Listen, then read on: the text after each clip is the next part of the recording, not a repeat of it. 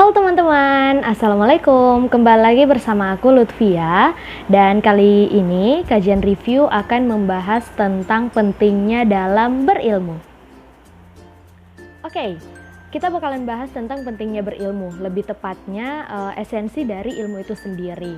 Nah, waktu itu aku mengikuti salah satu kajian, masih pandemi juga sih, tapi udah lama banget. Aku lupa itu di sekitaran bulan berapa.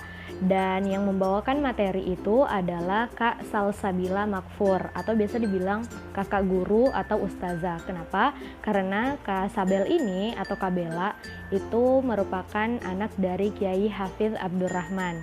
Nah, mungkin teman-teman udah banyak yang tahu ya soal Kak Bella. Soalnya Kak Bella ini merupakan pengisi juga di Sister of Yours yang ada di Yuk Ngaji.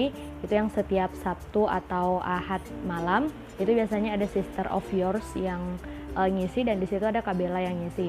Nah, waktu itu kajian ini itu diadakan oleh aku lupa sih siapa yang ngadain kajian ini, tetapi pematerinya adalah Kak Bella. Nah, judul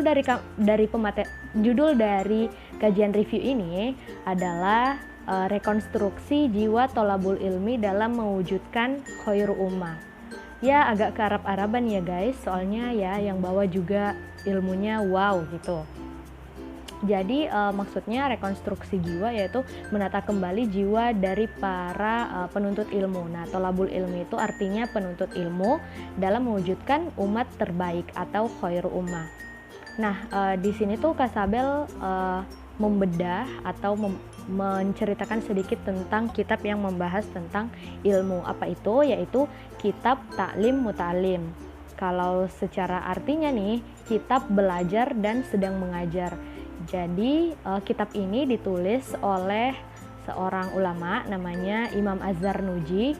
Sebenarnya ini bukan nama asli beliau, tapi ini adalah nama kayak nama disematkan untuk beliau. Aku juga nggak tahu sih nama aslinya siapa.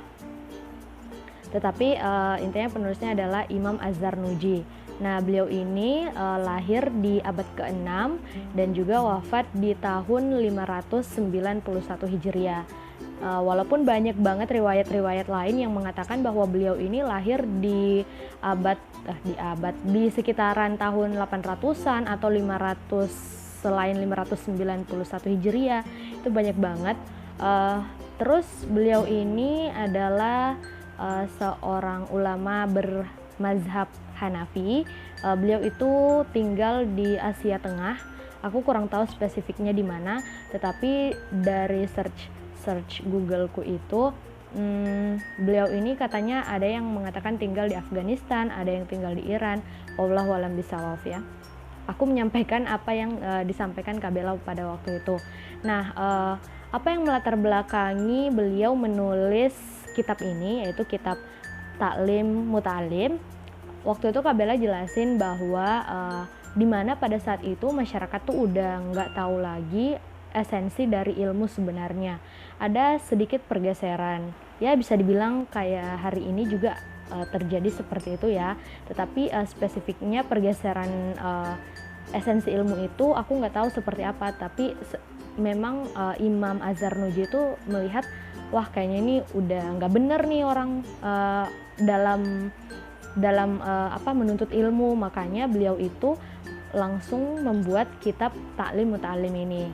Nah, adapun sebagian besar yang disinggung di dalam kitab Ta'lim Muta'alim ini adalah tentang panduan dasar dalam menuntut ilmu. Terus yang kedua itu ada makna dari menuntut ilmu. Terus yang ketiga itu ada tujuan mulia daripada penuntut ilmu. Nah, sebagian besarnya disinggung soal itu.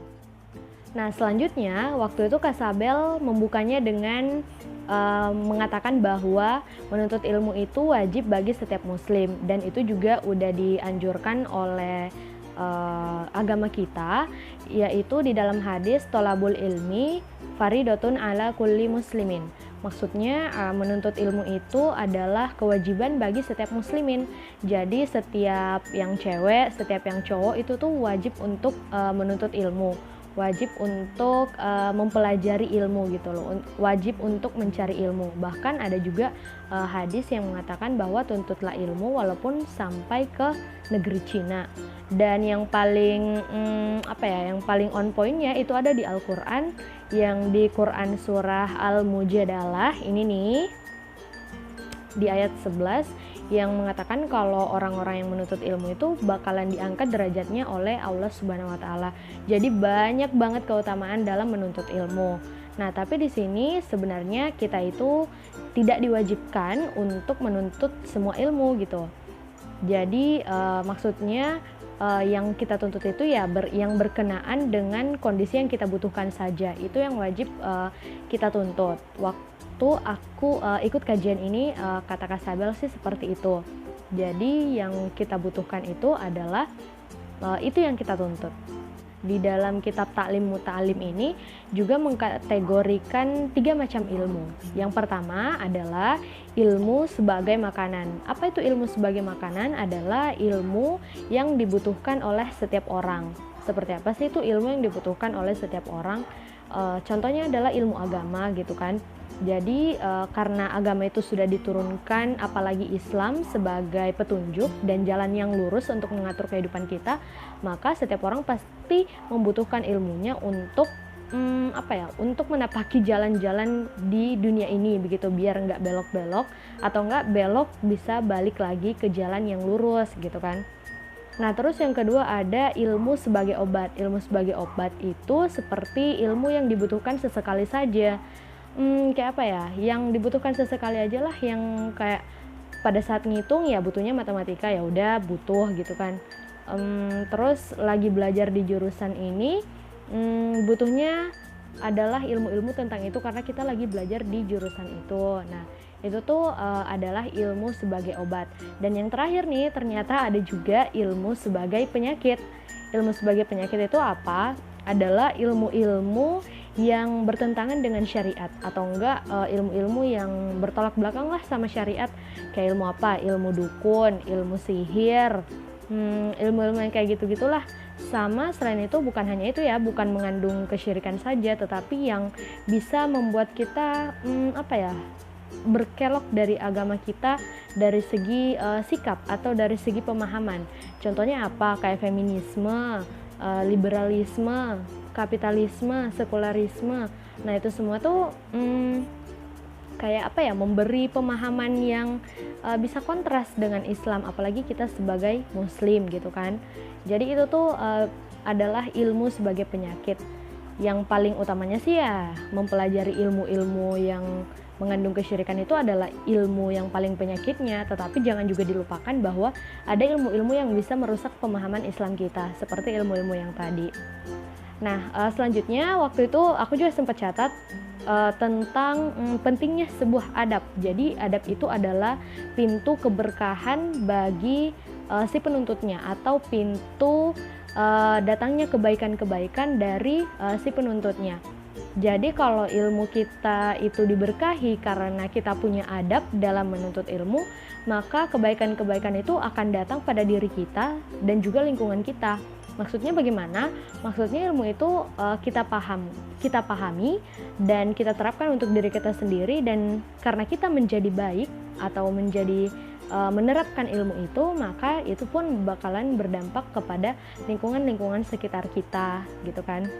Ya banyak lah ya yang orang-orang sudah paham tentang ilmu terus diterapkan, terus itu bisa mendatangkan hal-hal yang baik juga di lingkungan sekitarnya gitu. Nah, tadi itu bicara soal adab. Jadi adab itu adalah kunci keberkahan dari suatu ilmu. Bahkan Imam Syafi'i itu belajar lama banget soal adab baru menyelami ilmunya gitu kan. Karena adab itu penting. Disitulah titik-titik keberkahan bakalan dimunculkan. Asik. Oke, selanjutnya waktu itu juga Kak Sabel bahas realitas saat ini tentang esensi keilmuan. Jadi esensi ilmu hari ini tuh agak bergeser sedikit ya. Bukan agak sih, banyak. Karena kebanyakan ilmu itu dinilai dari segi materi saja dan dihargai dari segi materi saja.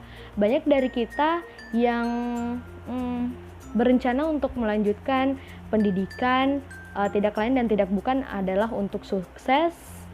Sukses mungkin bisa dibilang punya banyak cuan dan juga punya jabatan, popularitas, atau seperti apa? Maksudnya jangka visi dari si ilmu yang kita tuntut ini itu sampai di situ saja, padahal banyak banget hal-hal yang bisa digunain dalam menuntut ilmu itu. Maksudnya bukan untuk mencapai kesuksesan dunia saja, tetapi bisa sampai di visi akhirat atau jangka-jangka akhirat gitu loh. Jadi sebenarnya hari ini ilmu itu sangat-sangat bergeser ya esensinya, dan beda banget sama yang dulu-dulu para sahabat-sahabat atau ilmuwan-ilmuwan Islam yang mereka itu bukan hanya sekedar mengejar materi, tetapi emang jangkanya tuh sampai ke akhirat, bermanfaat untuk orang lain dan juga untuk menyelesaikan problematika umat gitu kan. Jadi banyak banget lah. Nah, jadi salah satunya itu seperti ilmuwan kita, yaitu muslimah, yaitu Maryam Asturlabi, penemu kompas. Nah, beliau ini katanya dari sejarah yang diceritakan adalah beliau membuat sebuah kompas itu karena apa? Karena waktu itu nggak tahu kiblat dari kiblat untuk menghadap kiblat untuk sholat itu kemana. Makanya beliau tuh sampai buat kompas untuk mencari tahu itu, dan itu tuh bermanfaat sampai sekarang, walaupun bentuknya bukan kompas lagi, tetapi FYI itu ditemukan oleh orang-orang muslim gitu kan, sampai sekarang berkembang jadi GPS yang menunjukkan jalan, yang bukan hanya kiblat tetapi juga menunjukkan jalan-jalan gitu kan. Dan itu tuh awalnya adalah dari muslimah gitu. Hakikat dari ilmu itu sendiri bukan sampai di sukses dunia saja, tetapi bisa sampai jangka akhirat gitu kan. Seperti ilmuwan-ilmuwan Islam dulu, ilmuwan-ilmuwan Muslim dulu, kita tuh harus bisa mengambil dari itu semua gitu kan. Nah, yang terakhir, karena sudah kita baca realita hari ini tuh seperti apa, makanya di dalam kitab ini tuh ada juga yang membahas tentang bagaimana membersamai sebuah ilmu, atau bagaimana kita itu bisa menghargai sebuah ilmu itu. Bagaimana kita bisa dapat berkah dari ilmu itu. Oke, yang pertama adalah tergantung dari niat. Nah, karena banyak sekali hal-hal yang sifatnya kelihatannya itu adalah amalan akhirat, tetapi dinilai sebagai amalan dunia saja dikarenakan niat. Begitupun sebaliknya, banyak sekali amalan-amalan dunia yang ternyata itu dinilai sebagai amalan akhirat dikarenakan niat. Semuanya berdasarkan dari niat kita. Namun tidak sebatas sampai di situ saja. Niat tidak cukup, tetapi juga harus mengikuti cara yang benar, tidak menggunakan segala cara tanpa memperhatikan apakah ini dibolehkan atau tidak, apalagi khususnya kita muslim ya gitu. Oke, yang kedua adalah sabar. Nah, yang kedua tentang sabar ini itu tuh bukan sekedar sabar dalam menempuh ilmu itu, tetapi ada banyak, yaitu yang pertama teguh, rajin, giat gitu kan. Terus bersikap warok atau enggak kayak menjauhi perbuatan dosa dalam membersamai ilmu tersebut gitu loh. Karena kalau kita semakin banyak membuat dosa, itu bisa jadi akan membuat ilmu kita hilang, atau enggak itu tandanya ilmu kita tidak diberkahi gitu. Nah, terus yang kedua adalah bersifat takzim kepada ilmu sendiri dan juga kepada ahlinya. Takzim itu apa? Takzim itu adalah menghargai atau enggak menghormati. Jadi bukan fokusnya sama ahlinya doang yang dihormati, tetapi sebenarnya pada hakikatnya kita adalah menghormati ilmu ketika kita memperhatikan adab-adabnya gitu kan. Jadi sekarang juga mungkin banyak sekali orang yang kehilangan adab untuk menghormati sang guru atau menghormati si tenaga pendidiknya gitu loh. Nah, makanya itu perlu sekali karena itu juga menjadi itu menjadi keberkahan bagi kita.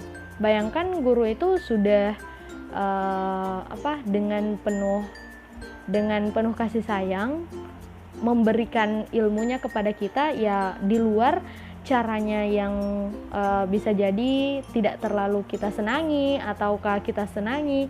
Yang penting apa yang diajarkan itu tuh sebisa mungkin kita harus bersikap baik kepadanya karena kita mau ambil ilmu yang diajarkan oleh beliau-beliau gitu kan. Sesudah itu sabar maksudnya di sini adalah menjaga semangat dalam menuntut ilmu.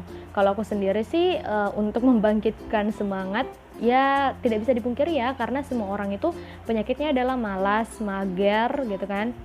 Jadi kalau untuk membangkitkan semangat, aku ingat lagi tujuanku menuntut ilmu itu apa sih? Ternyata ada tujuan yang harus kucapai. Ternyata banyak problematika umat yang bisa kuselesaikan kalau aku tuh menekuni ilmuku ini. Aku bisa bisa menyelesaikan sedikit-sedikit problematika umat walaupun ya receh-receh gitu, tetapi kita ada peran di dalamnya gitu kan.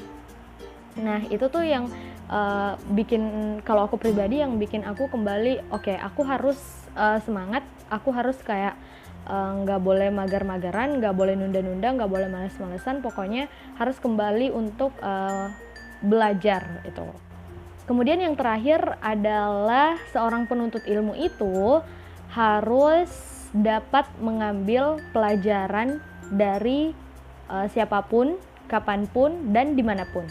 Jadi ibarat penuntut ilmu itu harus bisa mengambil hikmah dan ibroh dari apapun yang terjadi. Aku dapat ilmu kalau ternyata hikmah sama ibroh itu beda. Kalau hikmah itu didapatkan dari kejadian yang baik gitu kan, hikmahnya apa gitu.